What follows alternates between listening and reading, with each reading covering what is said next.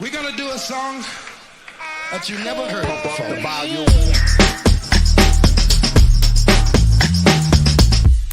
Here they gonna get wicked.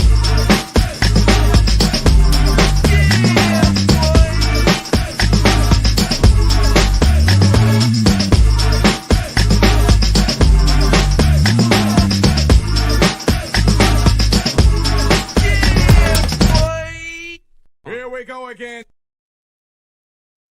Ace Kennedy, my brother from another mother, what's happening? What's up, bro? Hey, man, it's been a long week. This week has been really long for some reason, man. How about you? Nah, it's been good. Been good? It's been. See, it's been good. I've had a lot of stuff that didn't happen, and oddly enough, it's like for somebody who has, me, I'm a routine person, creature of routine. Mhm. It seems like I've had like some things that have been going on this week, though, man. But it's been crazy, though. Good. I guess in a good way, though. Yeah. Before we hit this music, bro, what you think about the new Wildin' Out? Okay. That's a lot. No. Hit the music first. Because I might get long-winded talking about it. Let's hit the music, though.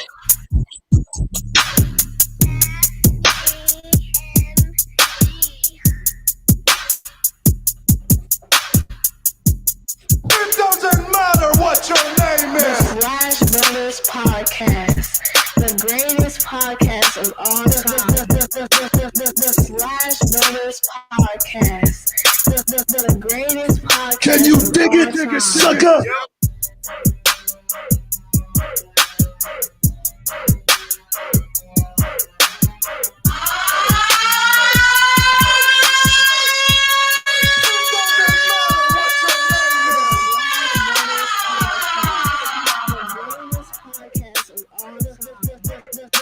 The Slash Brothers Podcast, the greatest podcast of all time.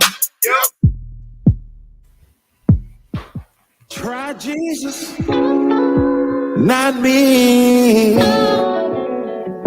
Cause I throw hands. Try Jesus, please don't try me. Cause I'm fine. All right, Ace Kennedy. Now, first off, shout out to Melvin, the super soldier, checking in. Appreciate the love as always, homeboy. Wilding out. So I understand that with all things considered, especially if it's pre-recorded, right? So if it's pre-recorded, meaning that they shot this during the COVID climate and everything like that, I understand that they don't have true fans. I never see real fans. I see the other castmates that are in the crowd, right? So I don't know if behind them they're a crowd, but I think that the idea is that they are trying to make it look like that, though, right? So that's the one thing that is different. So I'm not gonna jump on them and to say that it's whack because it's different. With that being said, I think that there are some things that I don't particularly like, and it's just a matter of preference. Like, I don't like the names Evolution, Revolution. I don't particularly like the. I don't particularly like the. I think the idea of a hologram is dope. I don't like the hologram performances, for the people who are there. So, that's about it. Other than that, though, it's cool. It still feels without that crowd, it feels more scripted. So that's my thought, though. We watch them though. It's a very, to me, it feels very produced. Like even the Wild Style battle, like don't have the same like freestyle feel to it. Like it's just one of them things that I feel like the whole show feels hey, the research department. Yeah, the show feels very produced now, and I'm not talking about, forget like the crowd aspect, nothing like. I'm talking about just the layout itself. Uh, I don't like the layout. Like I don't like. I'm cool with them changing up. Like they always change up colors and stuff like that and do different stuff. Like they did platinum and gold before. Yeah, I get that. All none of that. None of that. Even calling them the wilding out Revolution. goddesses. Oh, Like yeah. the wilding out girls is fine. Like that I mean, it wasn't nothing derogatory about it. Like I mean, I know they made jokes about stuff, but I'm saying the whole thing is based on jokes. That's the whole premise of the show. It's jokes. So to have it produced like that, it just it's like you said, it feels like a scripted thing. It don't feel like because like the Wild Style battle is like it's a condensed version, and you can tell they wrote them bars beforehand. Oh yeah, It's almost everybody is coming with it, and that's the thing. So for me, like what I like about Wild 'N Out is that I do like the feel of it being unpredictable, right? With that being said, though, I do think it is hilarious, though, man, that everybody talks about the homegirl who made the joke about Whitney Houston, and I'm gonna be honest with you. It was probably the best moment that I've seen. Oh, no, don't get me wrong. I still like Wild 'N Out. I still like the concept of the show. I'm still going to watch it. With that, let me just put that out right. there. Me too. Me too. Yeah, I like the fact that her Whitney Houston joke was very raw, and I like that it had some sting to it, but it felt like old Wild 'N Out to me. Right, but here's the thing: I didn't have any issue with it because again, this show is based on jokes. Period. The joke is it's about jokes. For me, and no, it don't feel too soon. Whitney Houston has passed quite a long time ago.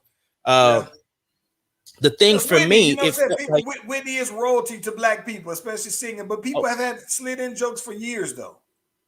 Right? They didn't say nothing about when they was talking about her being on crack. They ain't saying nothing about that. You know what I'm saying? So my thing is this: it felt like what's my boy name? The white dude, bald head, was on Mandalorian. Oh my gosh, what's my boy name? Oh my god! I know who you're talking about. Bill Burr. Yes, Bill Burr. Bill Burr says stuff just like that, so it like the shock value. So that didn't bother me at all. And again, it's jokes. And obviously, with Wild 'N Out being so scripted, they knew that joke was coming. They could have edited that part out if they didn't want it in there. So I don't have any issue with it. What I love though about it though is that I did like that it at least looked like their reaction to it was like they didn't know it was coming. Like that, I love. So this is my thing. I to me, what I can appreciate about the joke was the comedic timing of it. Right, it was set up so perfectly, so perfectly, and their responses to it made it seem like that they really didn't know it was coming. So that like I can't believe you went there, right? Yeah, and so but I mean, still though. I'm not. But the show in itself though does seem very much scripted, and it doesn't feel like it's as freestyle comedy like it used to be. And right. I understand that a lot of that when you do that setting, it is based off of crowd reactions. And when you don't have that authentically, then I can understand why you try to figure out a way to manufacture it, right? I don't know how in that setting that you reproduce that, right? Like, do you just say, all right, you know what I'm gonna do to come in here? You gotta test negative, right? And by you testing everybody else is doing it, bro. That's not even like that's you could have people masked up. They got the cards spread out like their tables. So the thing is all of that being said, I understand that they may be trying to be safe and doing this, that, and the other, but all of these shows are doing it to where they are making sure that the staff is safe along with the audience. I'm just saying that the format you can do it. You can do it.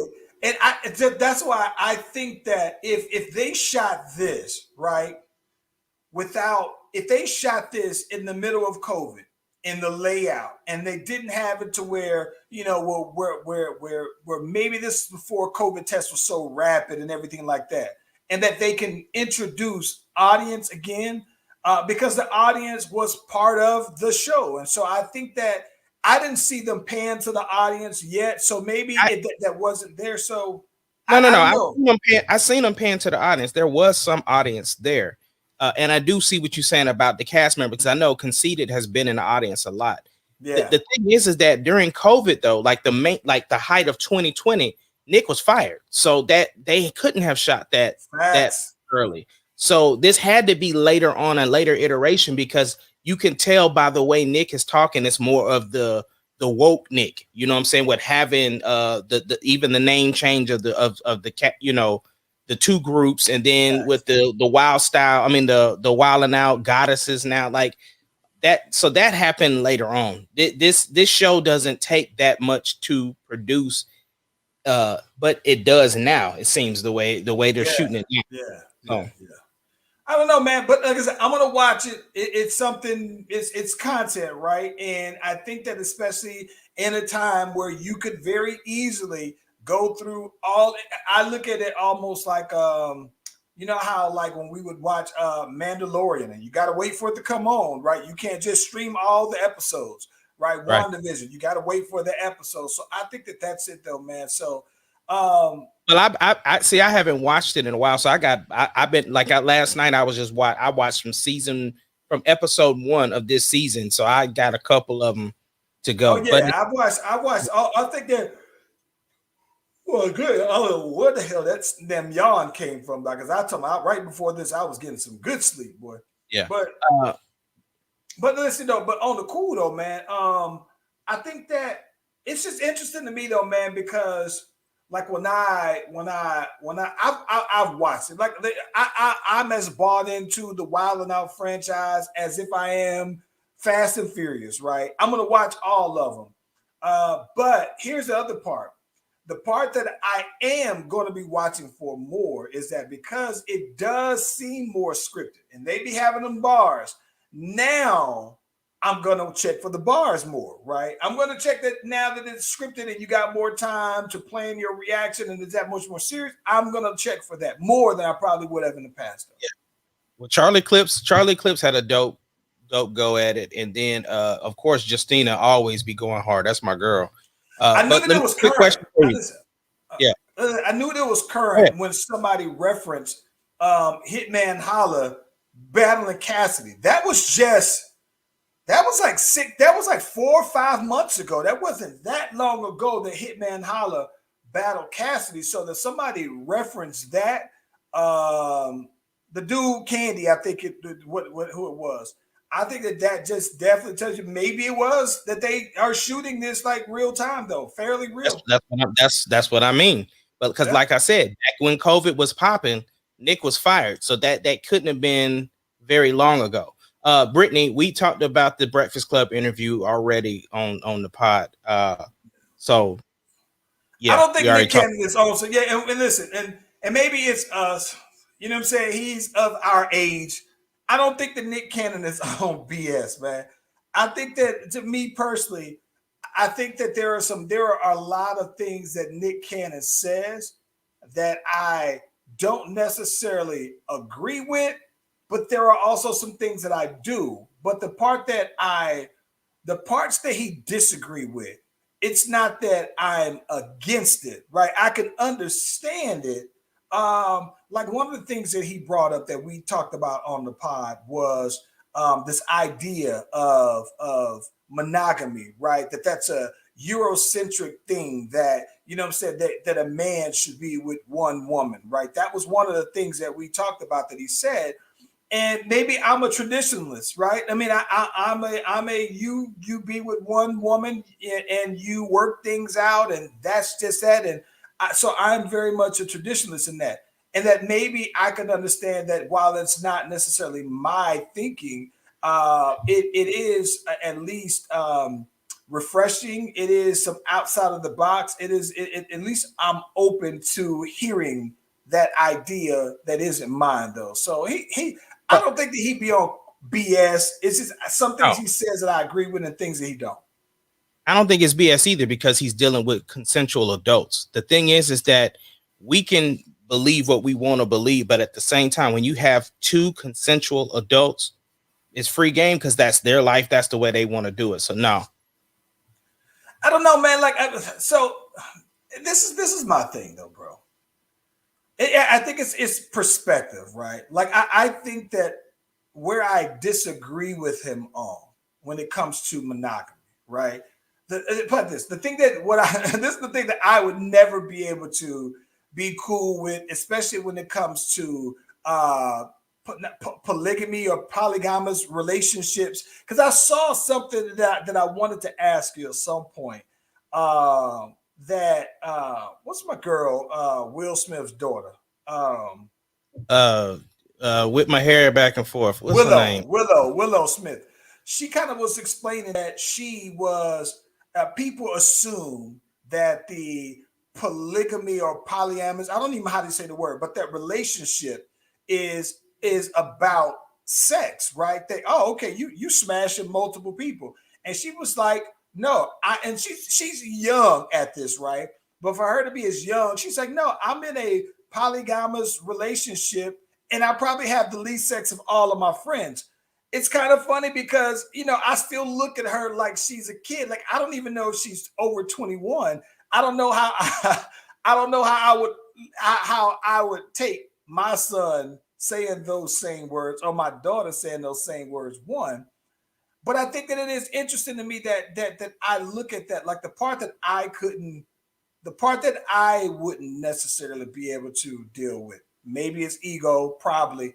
I couldn't see myself completely sharing somebody else, especially with another guy. If we're just in a relationship, like what I can see, right? Provided that this is a single Charlie, right? I could see myself being with a girl who says, hey, you know what? I also like girls. I don't mind being in relationships with girls, but I also want to be with you. But by you being with me, that also means you have to be with her. I would be okay with the girl saying, hey, how about you and I? We're girlfriend and boyfriend first. What do you think about getting with somebody else? And not just necessarily to spice up things, but I would be okay with that. What I wouldn't be okay with another guy being tossed in that situation. Just not for me though, bro. See, a single Ahmad I think is the transparency is there. I'd be okay.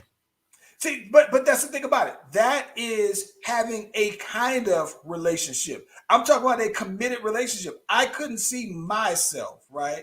I couldn't see myself having a committed relationship with some woman that I'm also sharing with another man. That's my ego tells me that that's lame. Right. But I get it.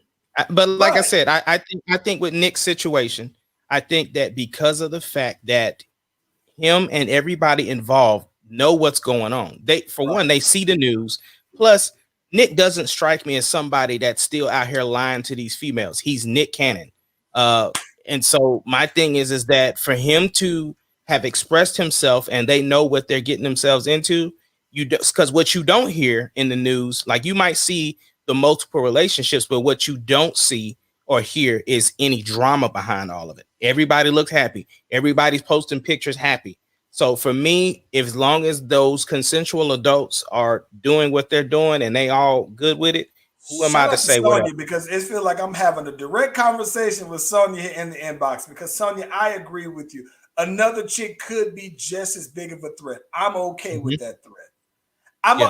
If that's a threat, right, then I'm okay with the threat being someone who could provide you something that I can't, right? That's one thing. That's according to my ego, right? And I'm not gonna lie, I'm gonna say the way I feel about that is 80%, if not higher, 90% ego driven.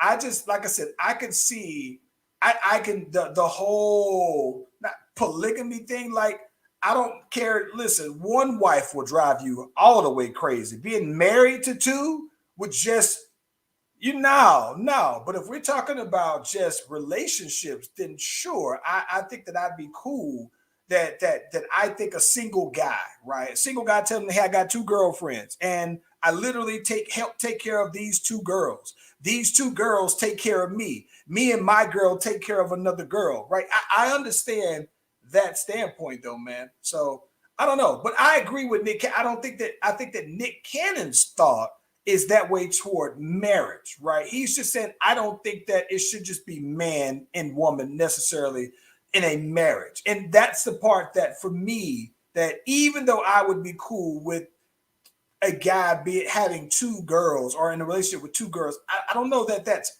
marriage. I still respect the sanctity behind one woman, one man. That's it. I used to watch that show, Sister Wives, with the where they had like 4 chicks or whatever like that. Sarah used to watch that joint. And I seen the issues that arose on there because he could only technically be married to one of them.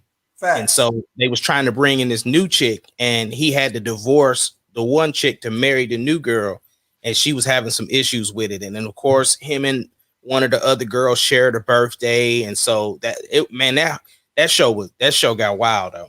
But yeah, but even with that, I understand, right, that you talking, let's say if it's just 3 of y'all in a relationship, right?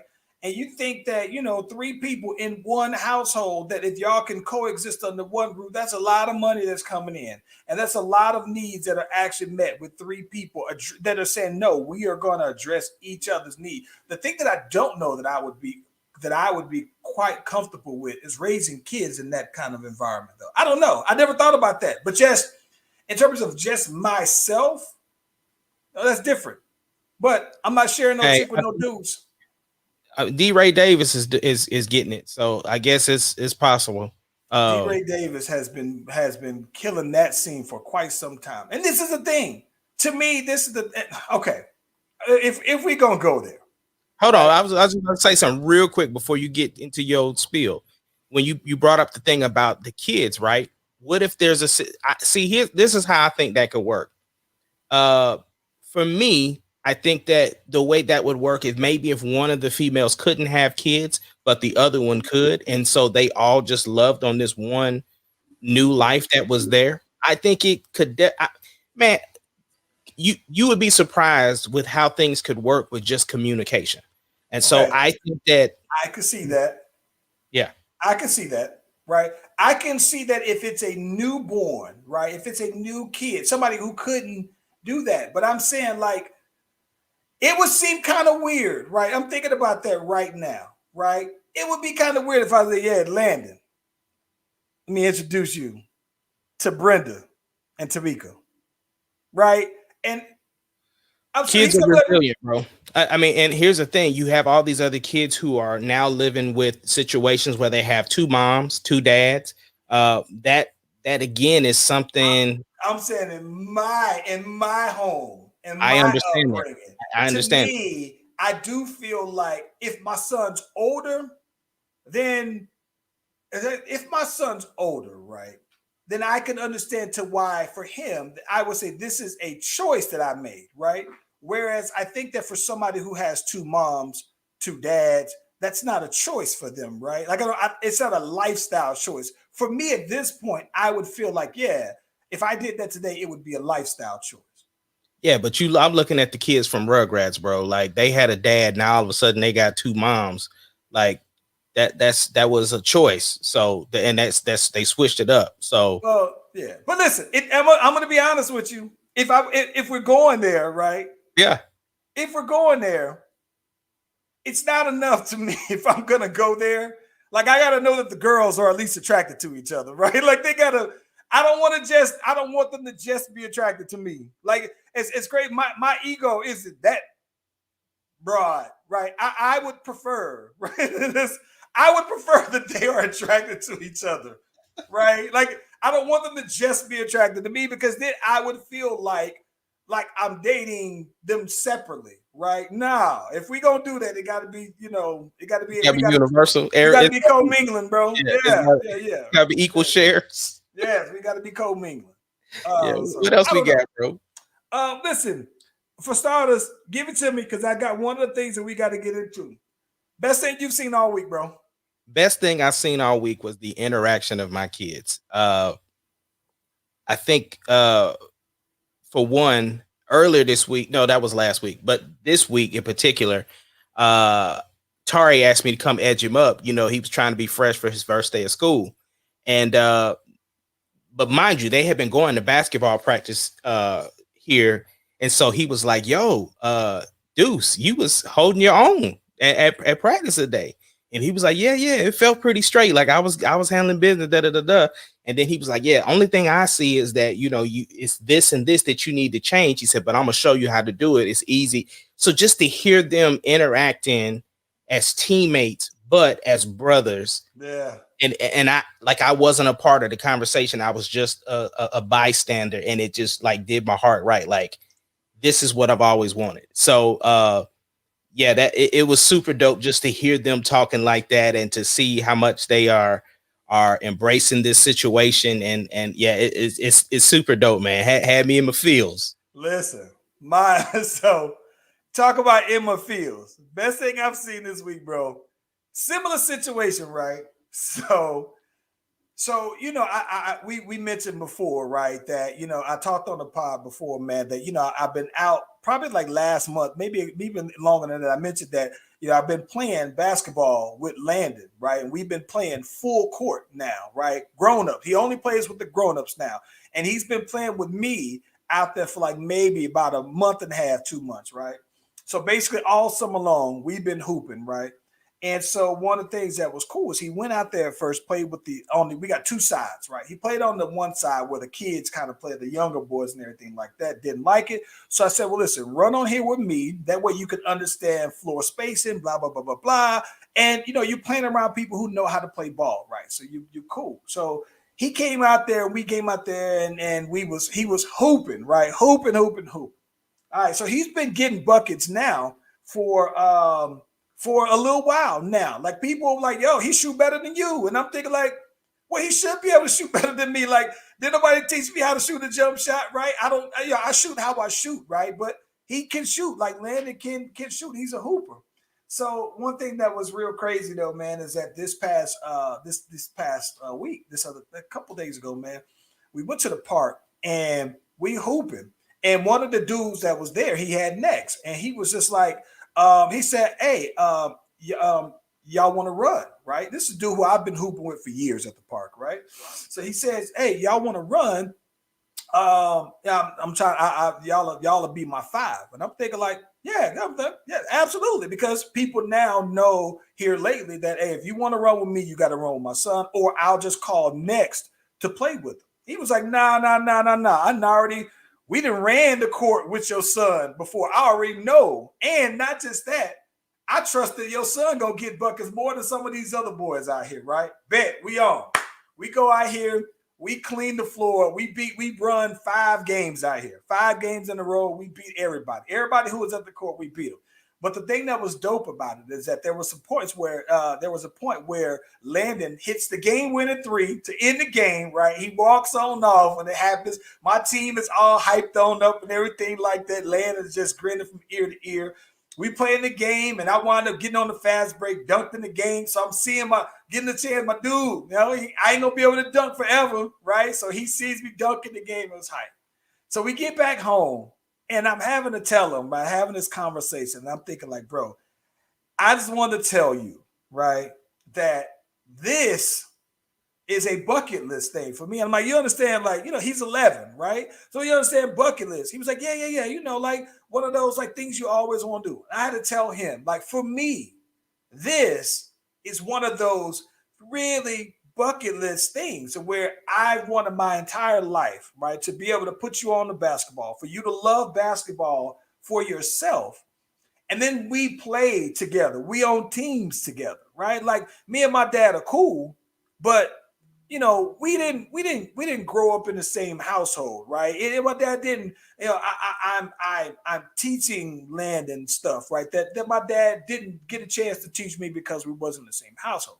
But while I'm telling him this, though, Ace Kennedy, I'm over here.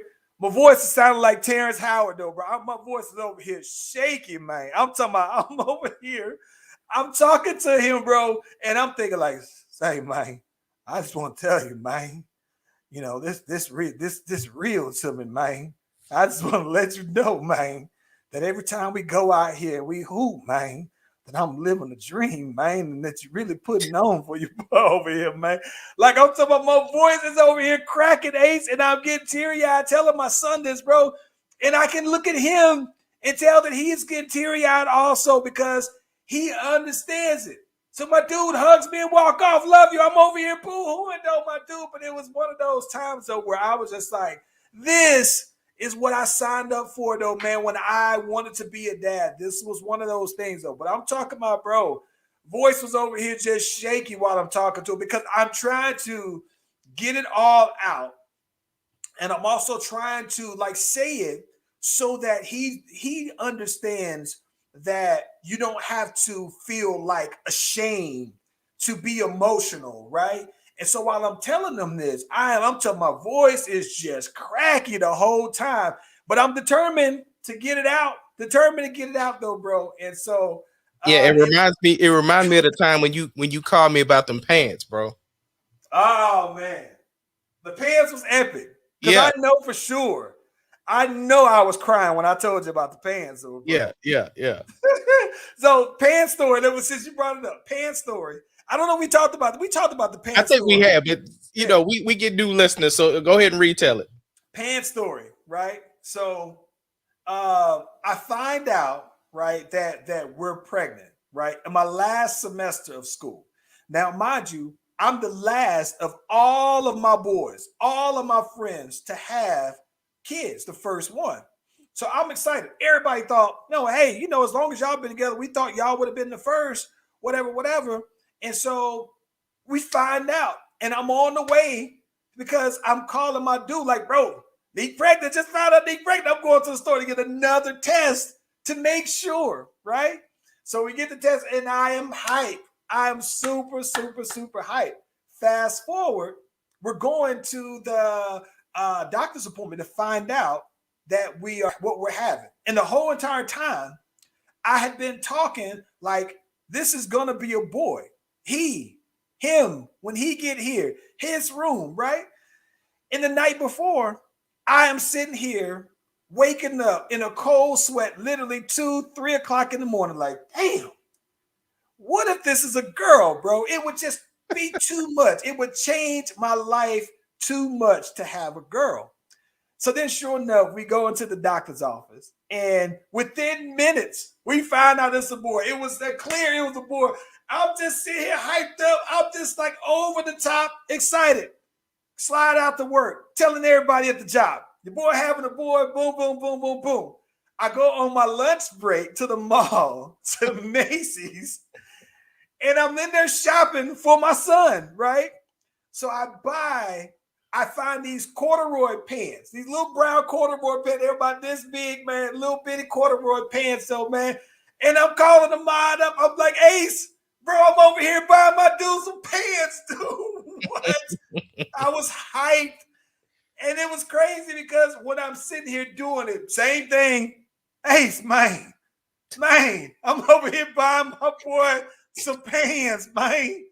It was one of the best feelings in my entire lifetime, though, bro. And so, but this was very much like the time that I bought my dude the pants, man. Had my voice shaky like Terrence Howard, man. Yeah, man.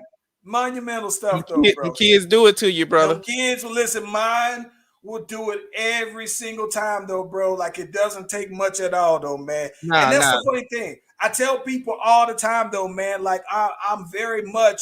I'm a very emotional person, though, man. And it's like I've always been able to keep my emotions in check, right? But it's when it comes to Landon, man, it is no checks. Everything spills over with him, though, man. Every single time. Yeah. Just that recently. So Charlie, it was last Friday, right, on the podcast. Anytime Charlie's Barbies break, she bring them to me. Be like, hey, I need you to put a leg back on, snap a head back on, do something. Right. And she walks in during the podcast. You know, Charlie don't care. She just whenever whenever you'll see a little head walk by, yeah, whatever. So she walks in and she gives me, you know how she feels about Frozen. You know what I'm saying? Yeah. She loves her Frozen. It was her Elsa doll and the head had popped off, but it wasn't going back on. Like it was done. She says, okay, well, I'll just go throw her away. And I was just like, oh my Just God. hurt the heart. You gotta do Hurt my something. heart.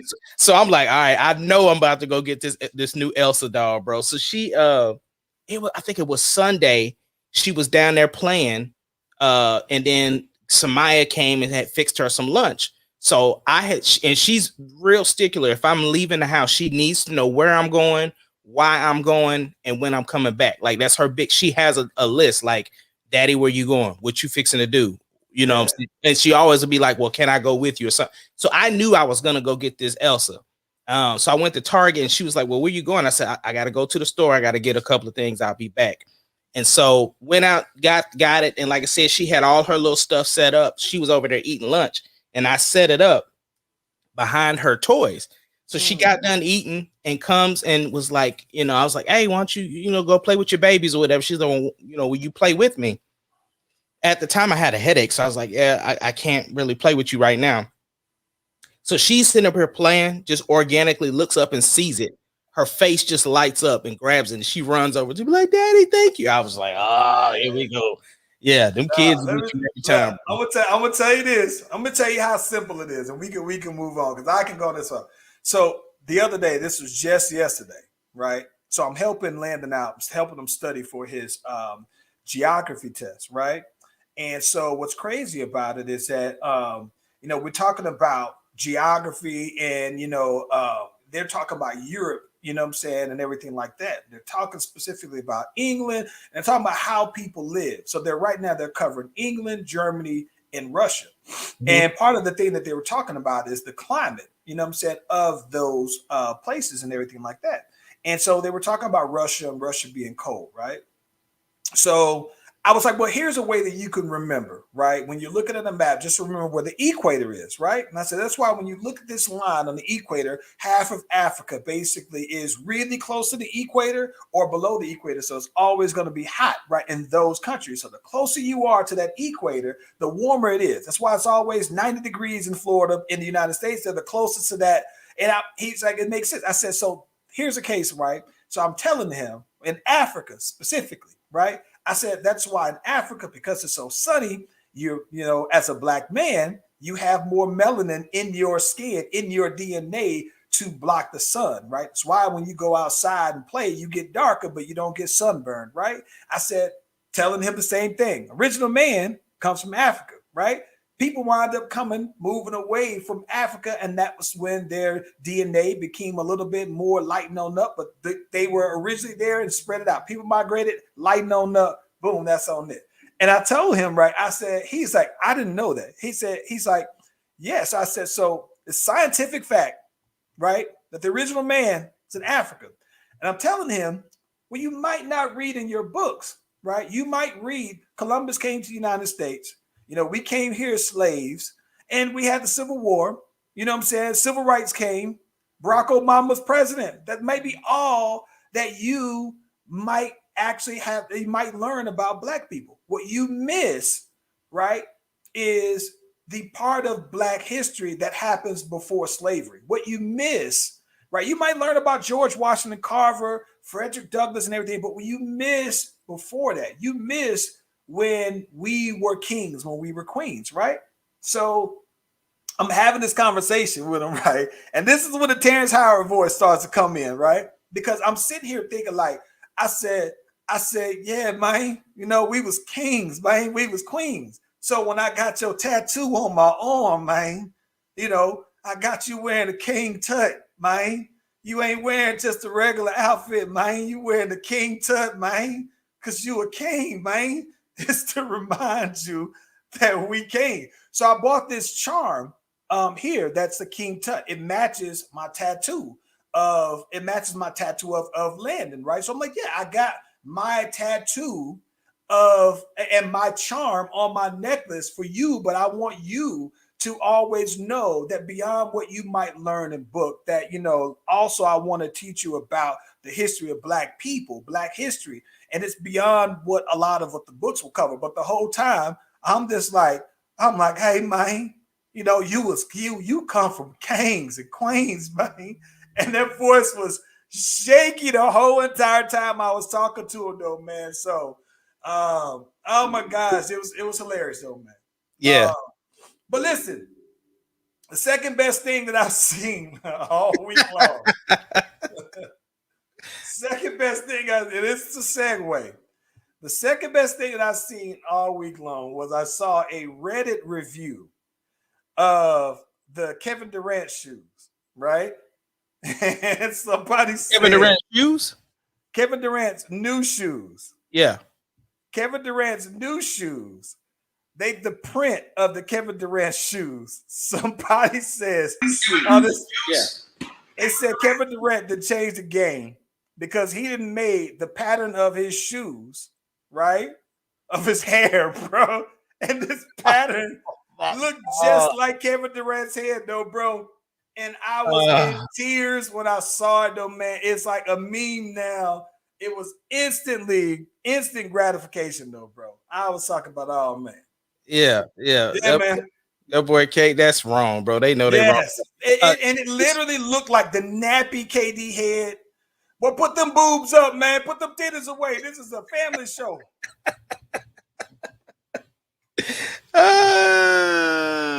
Put them boobs up, man. Put them titties away. This is a family show. Look, did you hear the echo? Y'all like that? Hey, we wouldn't want it no other way, brother. It's Friday show. Hey, man. What's up, Slash Brothers? What is up? Hey, we wouldn't want it no other way, brother. Keep it going. Keep it going. Keep it going. What's up, Slash? Can y'all hear me? We can hear you, but you got an echo, though. You got an echo, bro. Keep it going. Keep it going. Keep it going. What's up, Slash? Can y'all? Well, I'll mute him until right, he gets his word. Yeah. Hold on. Say something right quick. Let me try it again. I got. Oh, I know what it is. I know what it is. You would think he would be. He's podcasted before, but you know he ain't been on in a couple of months, and now he done forgot.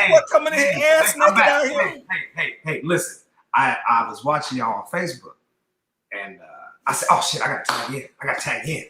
Because Charles, I remember when Charles became a dad. I remember. Absolutely. Anybody who knows me. Yeah, I remember. I gotta tag in. So y'all go ahead and finish it back to KD and the shoes, and then I'm gonna come back because go ahead. No. I was telling them the one thing we got on the docket. We got to talk about Kevin Durant and Draymond Green's conversation. Yeah. But I laughed because in lieu of that conversation that we got to have, I saw that Kevin Durant, that somebody said, Kevin Durant basically changed the game. He done basically made a shoe pattern. One of his colorways of his shoes matches his head, though, bro. And it was platinum when I saw it, though. But you know the funny thing is because Deuce has the new KD, so that just ain't gonna make it even funnier. When you look at Oklahoma kid. Oklahoma kids is gonna rock with KD. I don't, When you look at he got these one shoes that have this black pattern. They're like I know what you're talking about. I know exactly. And they look like naps, bro. Yeah. No, Chris, what's up though, man? You on? What's good with you, man? Oh my God, I feel like I ain't been here in so long, man. I apologize. Look, he's sitting up here, he ain't got no shirt on, and he has a Slash Brothers shirt. I do. He still ain't sent me my shirt. I ain't as fresh as I need to be to put on that shirt, man. Put them boobs up, though, man. Zoom in so we won't have to see these boobs, bro. I'm gonna tell you right now, I think you just get turned on. I think that's the problem is you're getting turned on. Just go ahead and tell the people I am low-key, listen, I am low-key jealous, though, that your dreads have grown long enough to cover the boobs up, bro. That is impressive hair, bro. You see my coconut coverings? You like that? That is impressive. I'm jealous of anybody who's over 40 with hair still, bro. So yeah, because it's gone, brother. Hey, man, it's okay, man. It's okay. First off, I need y'all both to write me in y'all budget. If y'all don't know, I have three children in college. So do I, sir. I have 3 in college. Man, your kids play sports. Shut up. You got scholarships and shit. I don't want to hear your mouth. Okay. All right. And you like your kids. You know what I'm saying? You're a good father. Charles is a good father. Charles was talking about playing basketball with his son.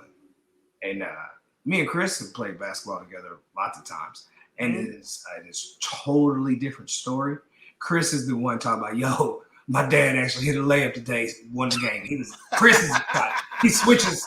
It's just a totally different story when Chris tells a story about us playing basketball. So, but the reality is, I do not like my kids, Brittany, but I appreciate you trying to make me be a better person than I am. I am the bad guy. My name will never change. Anyway, but you know what me and my son did before he went off to Youngstown College? He left Sunday.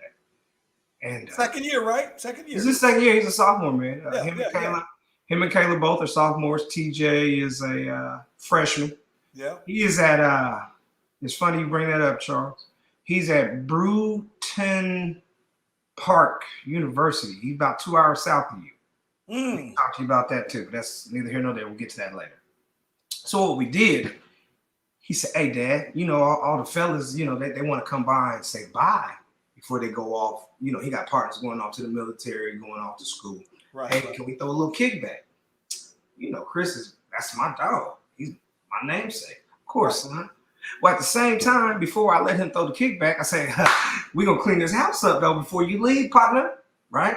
So we downstairs and we in the storage and we tearing stuff up, take that to Goodwill, woo. I happen to look and there is a old beer pong case from back in the Boom Boom Room days. Back in the Boom Boom days. Okay. Beer pong. You know, I used to throw the best parties ever. And my son looked at me with so much disappointment. He said, you mean to tell me you've had this? I said, boy, I had that before you was born, man. I used to play these beer pong, son. You know, your daddy, I went to 7 colleges and only attended 2. Okay. So I was at the college just to party. So right.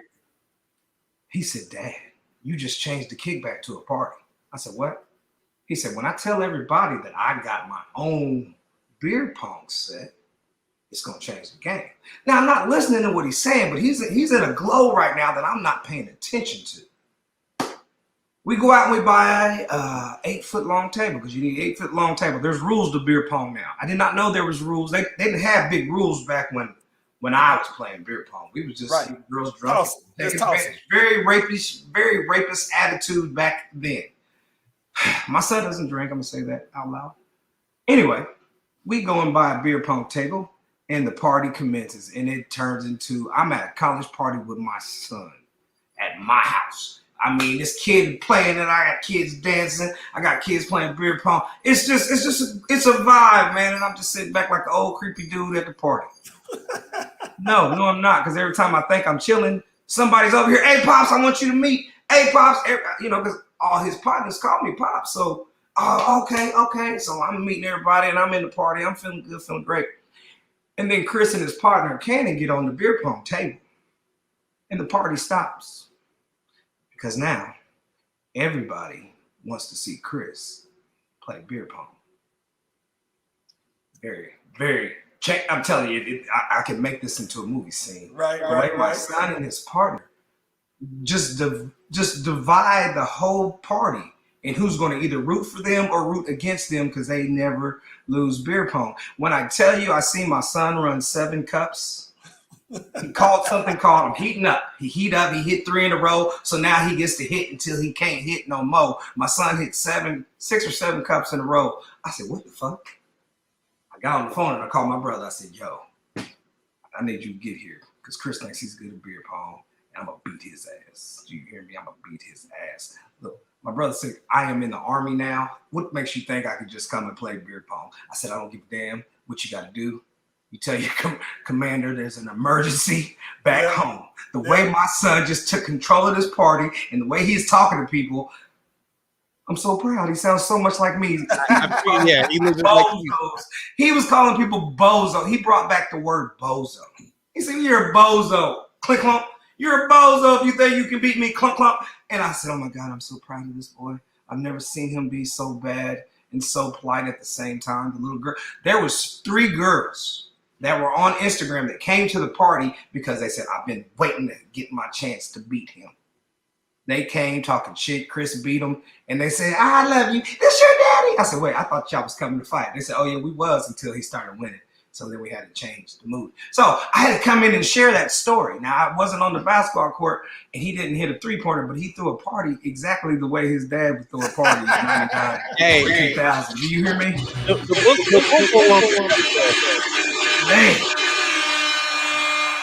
Boom Boom Room is legendary. It honestly that is the first date that me and Sarah actually had. She had on, I just remember she had on these black tights, this yellow shirt with these yellow heels, and we was in the Boom Boom Room, and I had her sitting on the pool table, and Chris walked in, was like, what's going on here?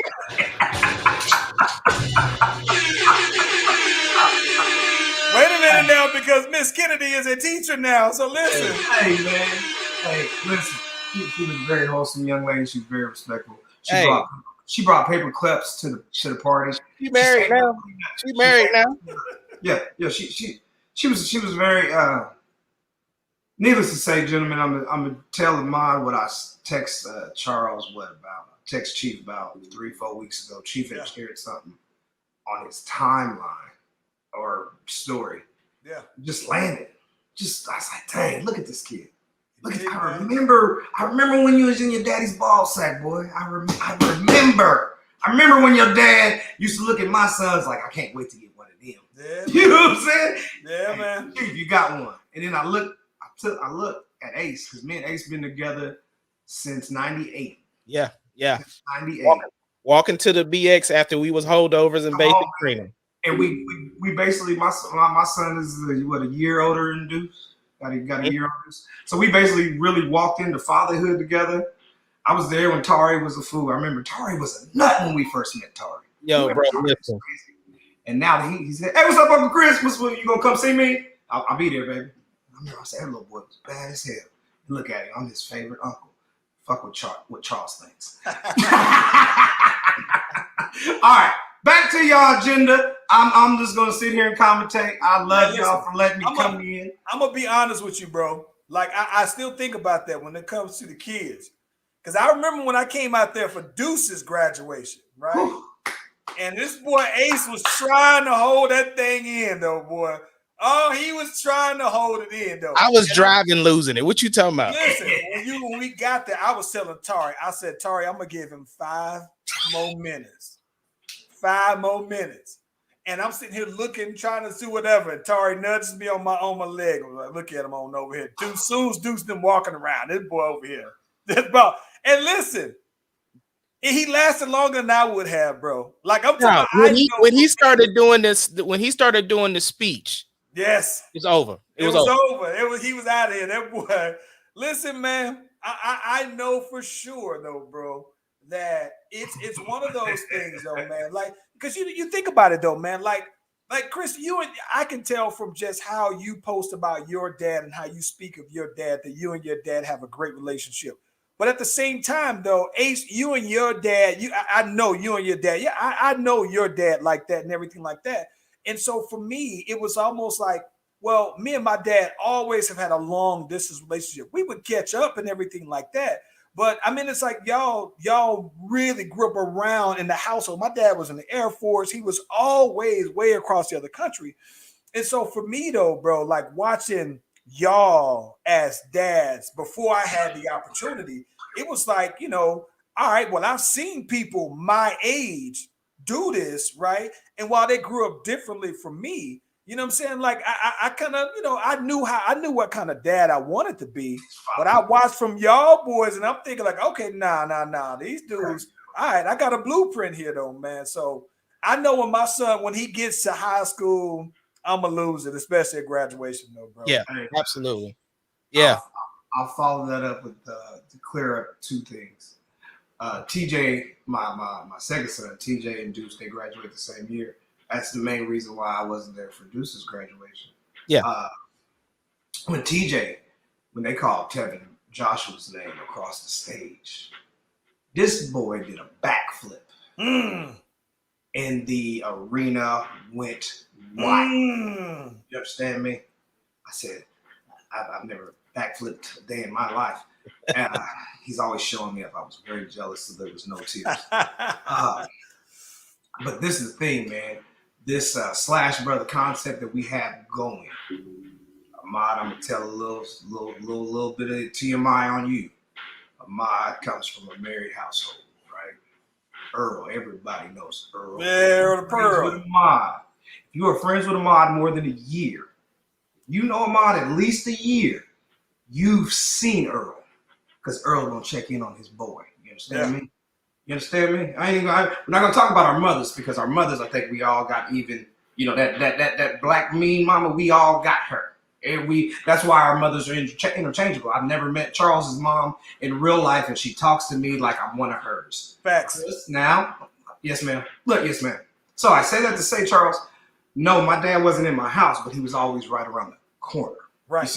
So right. It's the difference, and I just want to put this point out there, because they act like black fathers are absent because they aren't in the home, and they don't understand how.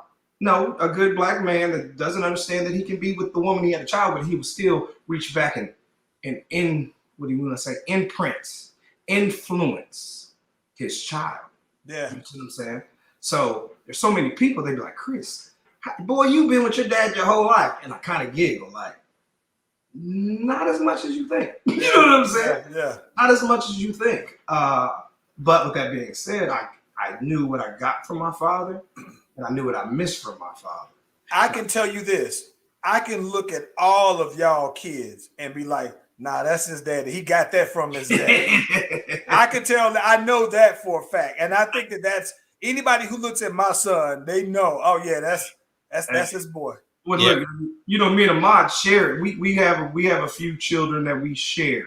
We are the first or second daddy in some kids' lives in our house. And everybody be like, man, how do they dads feel that they might be a little bit more Chris than they are them? I said, shit, that's on them. I ain't got nothing to do with that. That's between, hey, pimping, all you had to do was come and check in, baby. And if I tell your child something wrong, you have all rights to say, hey, that man's crazy. Don't listen to him. The only problem is your child's going to say, you talking about the man that's with me every day, all day, that checks in on me? Facts. You see what I'm saying? So, with that being said, because this is Father's Day special, what's next on the agenda for us? Hey, listen, let man. her know she's going to quit harassing me. Listen, we were talking about on the last pod, we were talking about at the time we had it, there was going to be the announcement that Kevin Durant, Draymond Green was finally supposed to have this public conversation, right, in front of everybody. That this is what really, you know what I'm saying? This is what's going on with the fallout with it. Ace Kennedy, what's up? What do you think about this? First of all, the interview wasn't all that great. My thing is that it was cool. I mean, for the purposes, because we do podcasts, right?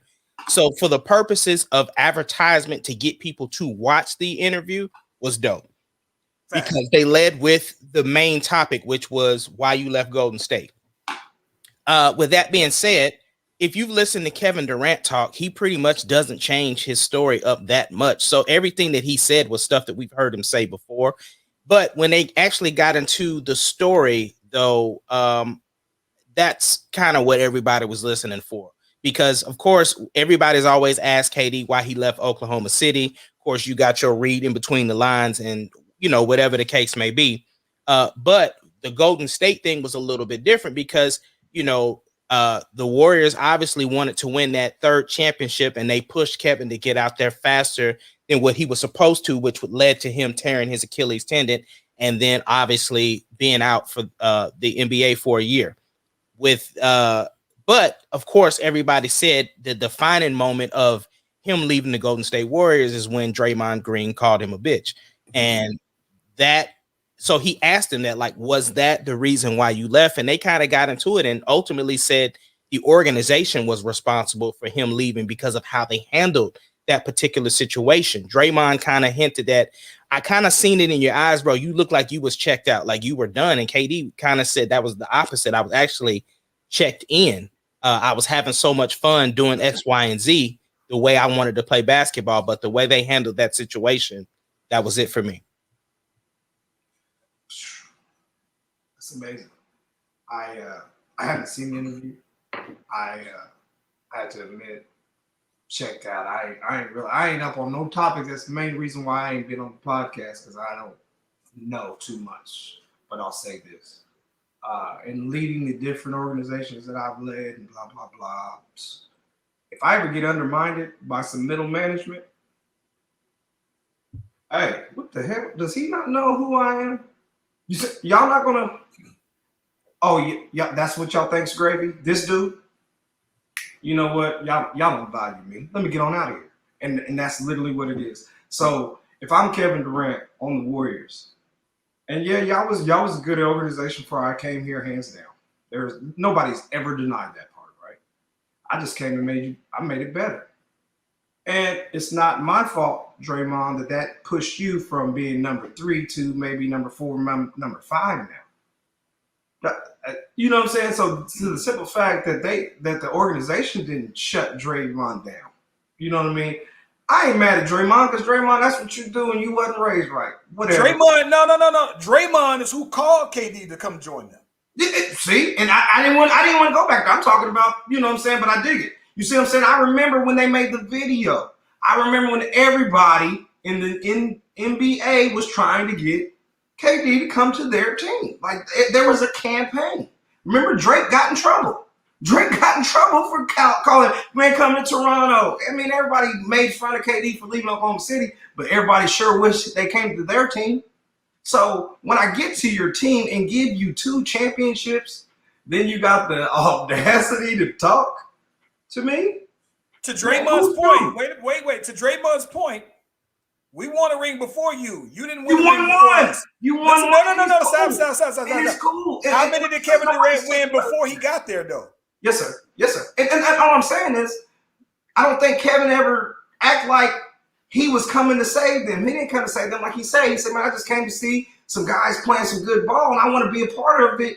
You know, let me help. Let me bring what I bring to y'all. The Kevin Durant I know has never been a bossy player.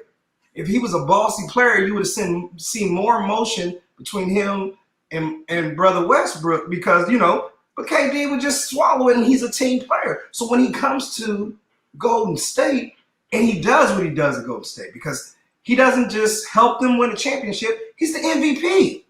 So it's not like I was just on the team, that I came in and got a couple points. No, I came in on the nights that the Slash brothers weren't hitting. I put y'all on my back. I showed y'all why, hey, this is why I get the big bucks. And at the end of the freaking day, we've been teammates for 2.5 years, and now you running your mouth, pimp? Yeah, it's time for me to go. You know what? I thought I had a good fit, but I'm going back home where I belong anyway. You see what I'm saying? I'm not going to stick around where hey, if you don't appreciate me, right on, pimp. Take it easy. Hey, KD, where you going? Oh, you didn't say that when this man was running his mouth. Y'all didn't say nothing when he was running his mouth. I'm not going to argue with him. He's beneath me. But I'm looking all y'all in your face. Y'all didn't say nothing. So I'm going to get up out of here. They actually said that the organization did say something, and that's what he said that. Did you hear the organization say something? Because I didn't. No, you weren't going to hear it. So exactly. But I heard Draymond. I heard Draymond. Right. Draymond loud and clear. Yeah, but they explained what happened. So basically, they're saying, like, listen, when the Pippen thing happened, when Pippen didn't go in the game because the play wasn't drawn up for him, the team let him have it. When they got in the locker room, they was like, bro, that was a bitch move. Straight up. Like that was whack. You was wrong for that. The team let him have it, and Pip snapped and then came back or whatever. But they said what happened with the Draymond situation is when they got off the plane, they tried to check Draymond there. The organization felt like, okay, we ain't getting through him. So they let him sleep on it, came back, and they tried to check him again. And so Draymond was like, listen, I'm going to talk to KD because that's my boy. Like, I got words with him. I need to talk to him. But what are y'all trying to do? He said, so they suspended him, and Draymond laughed at him. And he was like, well, that wasn't what I was expecting. He was like, well, it's either me laugh at you or cuss you out. So which one did you want? So, and then the organization themselves tried to act like the situation didn't happen. When this media was asking them, well, what did y'all do? Or did you? And they were trying to, hey, this is boys being boys. They tried to just brush it off. And KD said he ain't like that. Listen, Ace Kennedy, I'm gonna keep it 1,000. Come on. All right. I didn't see this in the interview. I'm reading in between the lines. Here we go. I read in between the lines all the time. Oh, here we go. We might need a T-shirt like that. There's a couple things that I didn't hear, right? I didn't hear Draymond Green say, I don't really think you're a bitch. I think great Draymond thinks he's a bitch, bro. Ace Kennedy, if you told me, if you said, nah, don't act like a little bitch now. If you told me that today, come on, we go back, what we on? 25 years, come right? on. If not longer. Yeah. You got that pass because if you say, and let's put that in context, because they say drunk people, babies, and angry people speak the truth. Okay, so Ace Kennedy, if in the heat of whatever, you said, Charlie, you acted like a bitch and you always have been a bitch to me. I don't know, Ace Kennedy. You and I go back far enough to where if you told me I was tripping in the heat of an argument, I would trip and you apologize. I won't forget that you said that, right? Right. Because then I would be thinking, how long has he been thinking that? You mean to tell me this whole time we've been boys that you've really been thinking that I'm a bitch the whole time? Right. And I don't know how long Draymond and add to the world knows what you think of me. Right. So now that would be like if I could call my friend and I could tell my friend Charles, hey bro, I don't like what you're doing. It's me and Charles, and we can get through it because it's between me and the chief. I told the chief to his face. Nobody else told me on a podcast. Come on, man. Podcast, Chris. If you tell me no, you being a real. If you tell me no, I think that to be honest with you, Chief, you being a bitch right now. And I would think that from you, coming from you, I would think I would understand. But the minute you say, now I always thought that. Now you just said that to me, and everybody who we've live with would say, no, you know what? Maybe you apologize to me behind the scenes, but everybody else didn't see. No, yeah, the bad guy Ben thought that Charlie was a bitch. Come on, man. Really? So my thing is that I didn't hear Draymond say, I wasn't wrong for how I felt. You know what I'm saying? Like I didn't hear him say, no, I don't think you're a bitch. No, he is a little bitch. Yeah, that's basically that's the whole way I've been feeling. He's never regretted the consequences. I think Draymond did what he wanted. Came in, you got me some more shine. You took more shine than I expected you to take. I don't think it's that. I don't think it's that, Kristaps. Listen, I'm gonna be honest with you. I think that Draymond is never going to be the one where he is going to look for shine because of his role within. What I do think is I think that he regrets saying it because it did crash the three-peat. It did crash the rings. It crashed the legacy. But I don't think that he regrets saying it. I don't think that he felt wrong for feeling it. That's the thing to me. So Brittany said, should he regret it? I think Draymond should regret it because it's going to go down in history. Draymond's going to be known for the one that made KD leave. And besides that, he called LeBron a bitch. Listen, he called LeBron a bitch, got suspended, and that was the reason why that gave LeBron the momentum to beat him. So now he didn't struck out twice. And he has nothing to show for it. He's going to go down for just being a big mouth that got shit started. Because here's the thing. But here's the thing that makes Draymond looks even worse when you put it in a larger spectrum. Because you called LeBron a bitch, right? That gave LeBron the momentum because you were playing well. And then LeBron them go and win that championship. Now, right, you're signed to LeBron's boys company as a Clutch Sports agent. And you're getting money with LeBron, the dude who you called a bitch in the heat of the battle. You called KD a bitch in the heat of the battle, and now you're all out winning gold medals with him. You all out here helping support this. You're back like besties. Like it makes Draymond look emotional. Bad. It makes it look emotional, but it also makes you question, like KD, are you really a bitch then, bro? Like Did Draymond say what people thought? Because everybody thought it was a snake move. Everybody thought it was a bitch move for him leaving the way he did. But when Draymond said it, did Draymond just echo thoughts that everybody else already had? He pulled barbershop talk out at work. Yes, and so I thought for when I looked at it, I never like when I saw them say, "Oh, they didn't like how they handled it." I'm thinking like, well, listen, it doesn't matter if me and Ahmad get into it, and let's say we sign this podcast and we sign a deal with Spotify. It doesn't matter if me and Ahmad get into whatever. It doesn't matter how a Spotify says it. Me and Ahmad has to handle, but we have to take personal accountability for our issues. And I thought that when I listened to the whole thing, I'm thinking like, listen, man, maybe y'all boys is two besties now, but I'm thinking like you talk about in reality, bro, you're saying that you don't like how the organization handled it when you could have just said, forget what y'all saying. This is my man's. Let me go ahead and square this up with my dude. And I thought that they took all that accountability away from it, though, bro. Last night, I was at the cigar bar with a partner, and he was talking about a dude that put dirt on his name years ago. All because he didn't do something the dude thought he was going to do. He started telling people that he was a flake. Oh, that dude, he's a flake. My man, the man he's calling a flake is one of my good friends here. You know what I mean? And y'all know me. I don't make friends easy because I don't like people. This is one of my good friends. So I'm looking at him, and I said, damn, I'm sorry to hear that, bro. He's like, yeah, but he called me the other day. I said, wait, what? He's like, oh, yeah, man, well, we talk every once in a while, and we might go to lunch every once in a while. And I'm looking at him because I'm so confused. I don't know how to do that. I said, so have you addressed him calling you a flake?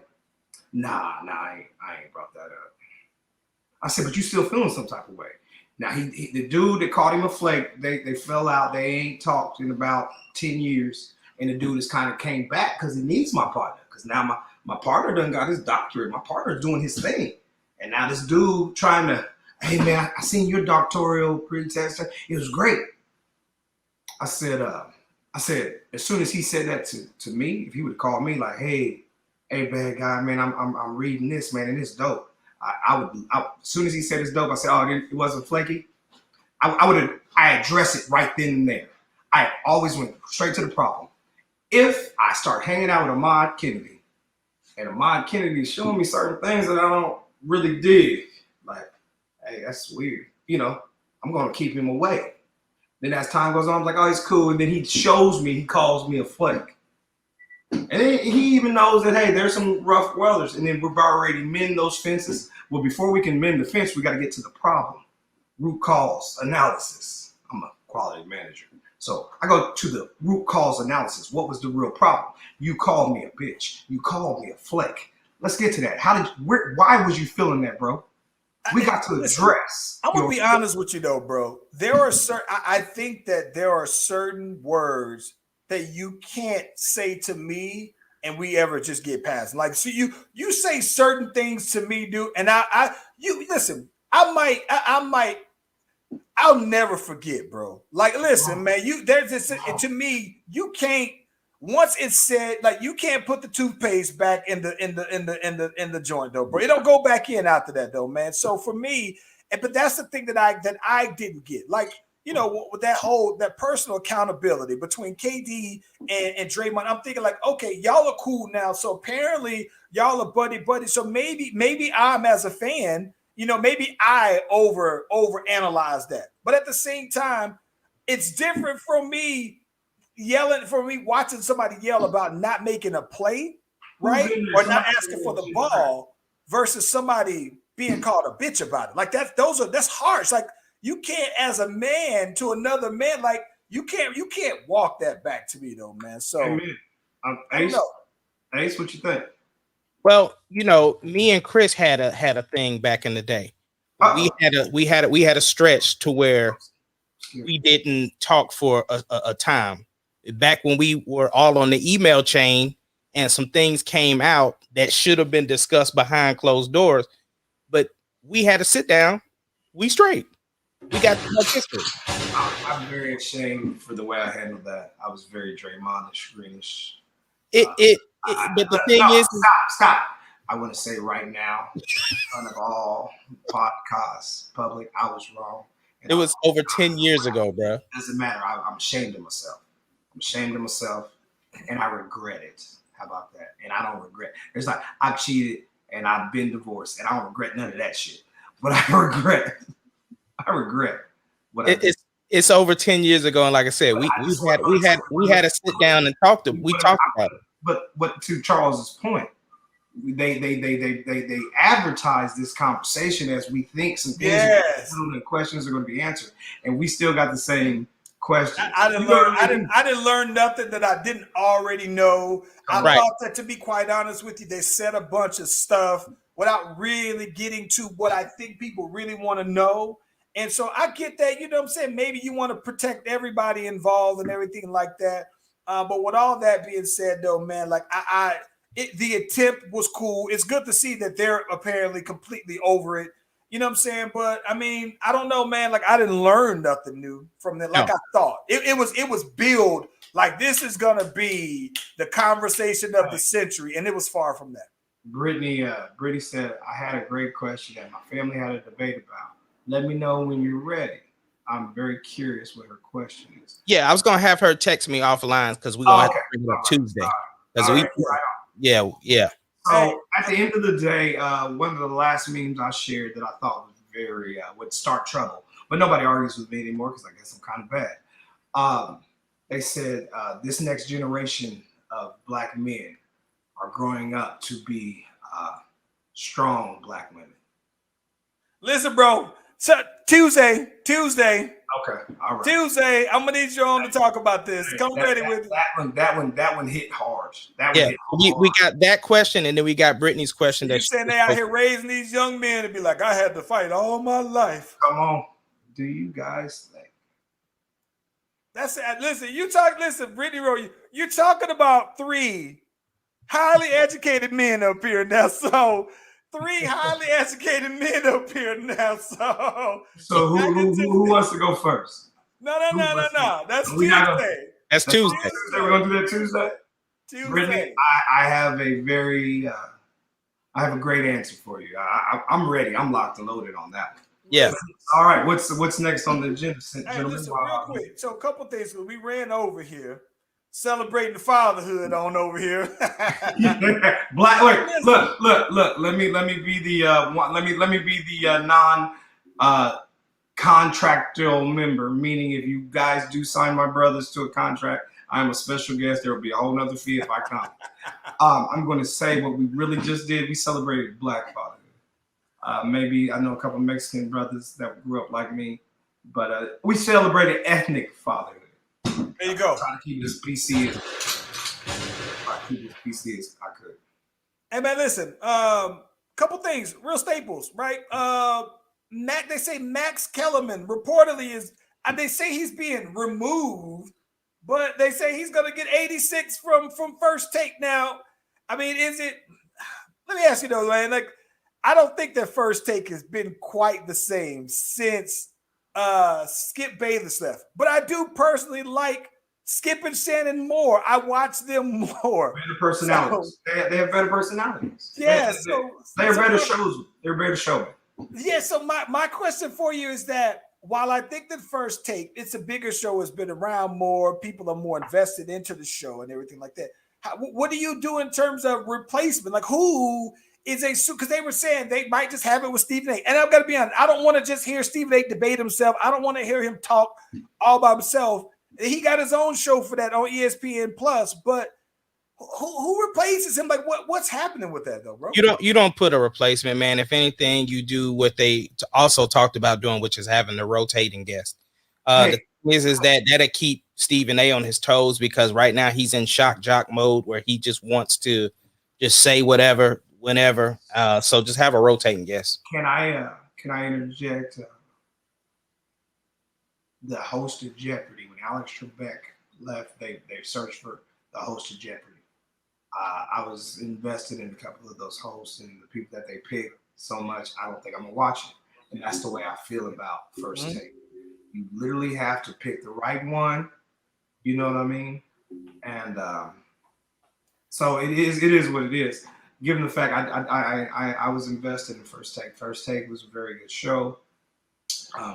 Whoever they pick will determine the history of First Take. Just like I feel like the people they pick to keep Jeopardy going, which is one of the best shows ever. Young Christopher Lee grew up to be the bad guy watching Jeopardy on his grandfather's knee. You know what I mean? And just discussion stuff. I got a whole, I'm literally writing a whole paper on, well, a section in the paper about everybody. I want to be the host of Jeopardy because you'll trust what I say. Everybody believes what Alex Trebek said. If Alex Trebek said it, it's real because it was on Jeopardy. I won arguments because it was a Jeopardy question. Google it. You see what I'm saying? Everybody trusted Alex Trebek. My grandfather trusted Alex Trebek. You see what I'm saying? He put the right synopsis on history, the situation. So when I'm going to watch First Take, and the person that you put on First Take, if they're just there to argue and just there to get ratings, I'm probably going to turn the channel. I can't wait to see what Shannon and them is going to talk about the same subject because y'all really going to cover the same subject. The only person that I think that would give you that kind of shock, jock, wow factor that I can think of that comes right off the top of my head is probably Paul Finnebaum, SEC guy. He's big on radio. Real sharp guy, has a lot of good sharp takes that he back up with his opinions. He's the only other person who I can think of that personality too. Has the personality for it. And I think that the big thing about it is I don't know that he's like, what I don't know that if he's a one-trick pony, right? If he just knows college football and that's just it though, man. So I didn't expect Max to do as well as he did. Yeah, I would never be able to listen. I'm gonna be honest. I'll never be able to get over when Max says, with one shot left in the fate of the world, and the Martians with their laser to blow up the earth, one shot left. I want Andre Iguodala taking the shot. I said, oh, hell no. You can go up the street. I'm done. And I think he has never said anything that I've found to be that much more credible. It blew up all of his credibility. Hey, man, he's hilarious. I appreciate it. I said, well, that was amazing. Yeah. Listen, one other thing. Any surprise that they did an anonymous GM survey, top players in the league, 10 GMs. LeBron wasn't mentioned in it. That's surprising to y'all? No. That is surprising because no. If you're a GM and you're dealing with a player that's had as much power as LeBron, do you really need a GM? What is your job if you're a GM when you're a player, when you're dealing with a player that has as much power as LeBron has? You see what I'm saying? So if I was a GM, I mean, I'm sure my job gets easier if I have LeBron, but the reality is he's not the type of player that I want to have to work with and deal with because he might make more demands and make my job way harder than I need it. So when I see, because you got to remember, I'm a manager, I'm a quality manager. So, oh, Chris, this is a great technician. Yeah, but it takes a lot for me to get that technician to work. You see what I'm saying? There's so many things that the juice isn't worth the squeeze. So if you say they didn't mention him, I'm not surprised. Say, man. That man's still the king. Oh, man. He's the king. He's the king. He's still the king, man. He's the king. Hey, there is no disrespect there. I'm just saying when you take them general managers, you are a general manager. One of them general managers could have picked that man. To a player. Do you want to have to answer to a player as a general manager? I think that this is the thing I love about LeBron, bro, is he holds management accountable. He said, listen, I am only in this to win right now. Ain't no rebuilding. You want to be a rebuilder, you could be the Hawks. You want to be a rebuilder, you could be the Hornets. They rebuild every 5 years, bro. I think that LeBron keeps a general manager honest. And here's the thing, though. If we're going to keep it 1,000, having LeBron is the difference when you looking like the Cavs that's contending versus you looking like the Pelicans general manager, right? Yeah. But I think that, to me, the reason why it looked like that is that when you see Giannis putting up the kind of numbers that he did in that finals, right? And then when you also see Kevin Durant, putting up some epic numbers and Kevin Durant looking like, reminding y'all like, listen, I'm still that dude. I think that it also, when you look at LeBron's age, my dude's about to be 37, right? I think that that's why you start to give the nod to the younger guy who's playing at just as high of an elite level. And then you also have to say, okay, well, age is the factor. Father Time is getting to LeBron, according to why I think that these other GMs would have missed out on him. But I don't know, man. I think that I'm not going to exclude that. Let's say to me, it's all about, to me, when you say top player, it's like, well, what are you asking the top player to do? Well, right? That's why I look at it. Why is this anonymous? You know what I mean? It's anonymous for a reason, because the GM, there's two different things. There's one thing, hey, winning game. If I want to win tomorrow, I'm Kentucky. I go for the shooters that want to go, hey, one and done. They're going to give me a championship or not, 1 or 2 years and they're out of here. Or do you go with like Duke and you invest in players that's going to stick with you for 4 years? So I understand it, but most GMs are on the, hey, I'm looking for dynasty type. You know, they're still under that mind frame. Yep. Instead of playing Kentucky ball, where hey, we just going for we just trying to get as many championships as we can. When we can do it, we get the youngest hot guns out there that probably gonna go to the NBA as soon as they turn old enough. But come on over here, let's see if we can get one together. Let's go. Hey, listen, I laugh. Kendrick Perkins is on there. Just re-up this deal, so that he on there a whole lot though. And look here, I love Kendrick Perkins as a person. Okay, he's from Beaumont, Texas. Yes, I know Kendrick Perkins. I've met his father-in-law. They're a great family. He's got a beautiful wife. He's a great person. I tried to enjoy Kendrick Perkins' commentating. It's not for you. He just not for me. It's for me, but it's like I'm not rooting for him. I'm like, I can't wait to see what this jackass is gonna say next. Hey, bro, you know what I mean? Like he's rarely on topic. I'm gonna let y'all listen. I'm gonna let y'all go on this one. One last take before we get on out of here. So I saw an interview, right? Not an interview, a comment, and somebody said something about Drake. You know, they were kind of prepping for Drake's album, and they said they noticed Drake has had that heart on his edge up, right?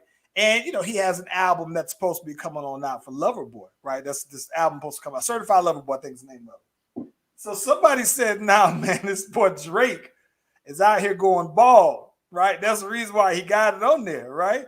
So Drake commented on the comment. He says, "Bro, I had COVID, and part of my experience with COVID is that it thinned out my lineup, bro." So the boy Drake was like, "Yeah, man, that COVID had him going." He was joining the Slash Brothers, bro. He was starting to see that recession happen on out here, though, bro. So, are we ready to see Drake ball, bro? Does that make him look like a whole different dude ball? I really don't give a damn what he looks like. I think that's a female question. Where's Brittany? Brittany logged off. Yeah, Brittany's gone.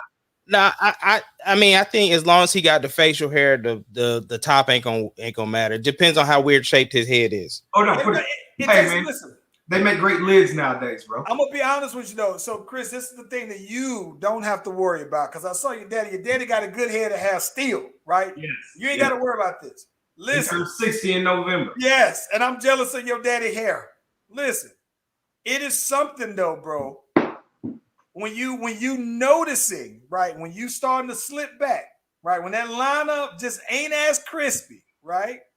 And then beyond the lineup, right? When beyond the lineup starts to go back, you know, you start to see that little bit, that little millimeter start to be too. Blame it on you. Wait. When you blame it on your barber first, be like, "Hey man, what are you doing? Did you mess up, bro? Did you mess up?" When this starts to thin and all you could do is go with a low, start to cut it lower and lower and lower to catch up. It takes to some people, bro. It takes a lot for you to get used to the idea. Damn, I just done lost all my hair. When you didn't have this good hair, my boy Ace has finger waves. Listen, he didn't have a scrunch. I'm mad at everybody that let me, because see, this is my thing, right? Mine went in the back. I had a blowout in the back. I didn't know there was a picture where I went to Samaya's dance recital and I gave her some flowers and I was bent down and seen a shoe print on my head where my stuff was blowed out. I said, listen, All of y'all wrong for letting me go around. I didn't live there. I seen the picture with you. I didn't know. I don't be seeing you every day no more. You know, I already told you, baby. Listen, it is a blow that you really have to swallow that, bro. Like you really have to swallow. Damn. Hey, man, I'm talking about. I listen, my boy Ace. I remember. I lived through it. I can co-sign. He had every haircut you could think of. Every single one of them. Hey. I feel y'all pain. I love y'all, man. I am one of the few family members that do have good hair. My brother Marvin Ray, God bless him. He's been going bald since he was 23. My cousin Dietrich, about the same. You know what I mean? So it's real. You know what I mean? It's real. The hate is real. When I was growing my hair out, they was mad at me. Cut your hair. What are you doing? You're professional. I said, stop hating on me because you can't do it. Yeah. So I understand. And like I said, I've been in several barbershops sitting in the chair next to the other dude. When he's looking in the mirror, he said, hey, man, what the hell did you do to me? He said, man, why you take my lineup back? He said, I didn't take it back. I just made it even. I just made it even. And this is the thing about it. The phase that you go through is before the acceptance that it's gone, is the acceptance that it's not even, that you just holding on to an uneven lineup. Your barber didn't understand. Hey, man, you're supposed to keep it as, hey, man. John Watson need to let it go, bro. Hey. John Watson got the McDonald's. Oh, but he got that McDonald's. Deshaun Watson looks like he is about to order a Big Mick from McDowell's, bro. Like it's right now. I'm very upset that y'all got everybody. Nobody's rocking the Sherman Hemsley. If I was Chico going, Bean. I would have. I'd have a Sherman Hemsley. I'm telling you right now. Listen, I'm gonna be honest. So I'm gonna be honest. The reason why it was interesting with Drake. Remember, hip hop, a young man's game. Part of looking young. That's a whole. Hey, that's a whole. That hair. Hey, look here. Write this down. That's a whole nother topic. Who said that hip hop's a young man's game? We'll talk about it Tuesday. That's a whole new topic. Write that down, and I'll be there for that. Hip hop is a tradition, but for the face, nobody's ready for the face of hip hop to be a bald dude. Have you seen Rakim? He's not the face. That's what we'll talk about on the next time around. Yeah, that's what I'm saying. Like I said, look, there's a whole topic that's going to be dedicated to people telling me what my hip hop is when they really. Anyway, go ahead. I'm sorry, y'all. Listen, on that note, it's Friday. What's good for the weekends? Any weekend plans? Man, sleeping in on Saturday, which is a big deal for me. And then I got a mixed Britney song she just sent me. So okay. So today was my RDO. Again, I'm a federal employee, and it's very good to be me. So I got to sleep in today. Because tomorrow I'm going down to Cincinnati. I'm supposed to be hosting some thing at some cigar bar, but I don't even know. The check ain't cleared yet, so we gotta wait and see. Hey. And then a friend of mine is he got some family coming in from California. And he wants the bad guy there to make a special impression. He's basically said, "Hey, I know the bad guy. You want to see? Bet. Hey, bad guy, you gonna come through?" So I'm going to a cigar opening tomorrow, and then I got a birthday somebody's family reunion that I ain't even families with. They want me to be there so they can show off that they know me. So I might call both of y'all on the phone so I can be like, yeah, I'm really the bad guy. Here's the chief. Here's Ace. See, these is my friends. I'm a real man. When your check's clear, go ahead and send me that $5,000 so I can get your nephew this car. No, sir, I can't do that because TJ never. I'm not gonna tell my son's business. Yeah. What about Charlie? You know, TJ wrecked his Charger. No, I didn't know that. See, exactly. I got issues, y'all. Charles, you like this. You love Landon. Wait till he starts driving. I think this weekend, all I got going on, I am so talk about Landon. Landon has already said, hey, can we kind of look around for some new shoes? I'm thinking like, bro, you still just 2 weeks into school already. You thinking you got to bust out a new pair. He been listening to Uncle Snoopy talk about all the shoes that he got apparently. Hold on. Tapton came back from Virginia from visiting his mother. I sent Tapton. He had a size 8. He wore a size 8. He came back from Virginia with a whole 9.5. He just skipped a couple of levels. I said, wait, what? Now, mind you, his football cleats was 8.5 because I expected some shit like this. Mm-hmm. So his mother, because she's a good woman, respect, she sent him back with 2 pair of shoes, and I had already promised him. Y'all got Blazers yet? Is anybody up on the Blazers? So these are the Nike versions of the Converse. Instead of being $35 like Converse, they want you to pay $110. I don't like Nike right now, but they're very smart assholes. So now I have to replace some Blazers, some football cleats. He needs some new slide. I spent $700 to get Tapton's shoe game back up to par. If he asks me for a pair of shoes before Christmas, I might punch him in the face. Yeah, Charles, this is what you signed up for. So you better go get Landis. I love it. I only got one though. I only got one. You better go get Landis some shoes. Yeah, man. Yeah, so that's my weekend though, man. That's what's up. Hey, y'all listen, fellas be easy. On that note, hey, Chris, the bad guy, I appreciate you for jumping on. The homie I'll be there Mark in Tuesday. the comments. I'll be there. I'm coming Tuesday, back. jump on though, man. We on Melvin, Brittany Rowe, that's in the comments. Sonia checking in as well, though, man. Listen, if you haven't the other already, bad guy was in the the nurse showed up. The nurse showed up. He's in there. Yes, yep. In there. Be sure if you haven't already to like and subscribe to the Slash Brothers YouTube and Facebook. You could be like Mark Nurse. Jump in the comments from YouTube like the homie though. On that note, Ace Kennedy, get that music. We out of here, man.